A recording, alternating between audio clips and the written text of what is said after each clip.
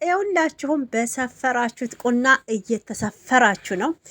ሩታ ክብር የላትም ለአብርሽ ስትሉ የነበረው የሄርሜላ ቤተሰቦችም አብርሽ ክብረ ቢስ እንደሆነ እየሰደቡት ነው የሚገኙት።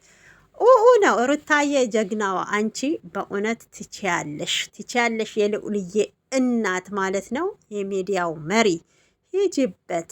አሁንም በእውነት ትመችኛለሽ፣ ልጅሽን ፈጣሪ ያሳድግልሽ ማለት ነው የምፈልገው። ሄርሜላ ልጅ ቢኖራትም ሄርሜላን አታቃትም። ልጇ ደግሞ ሴት ናት፣ ያሳደገቻትም አያቷን ነው።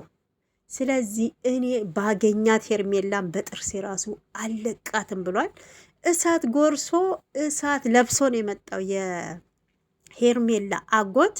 በጣም ነው የሚገርመው። እንግዲህ አብርሽን አልፈለጉትም ማለት ነው። ለሩታ ያልሆነ ወንድ እዛ ልጁን ጥሎ ለሄርሜላ ለልጃችን አይሆንም።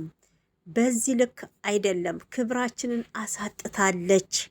እኛ የምንፈልገው በሜዲያ ቀለበት አስራ ሳይሆን ሽማግሌ እንዲልክ የፈለጉት በስነ ስርዓት እቤት ሄዶ ሽማግሌ እንዲገባ ነበር።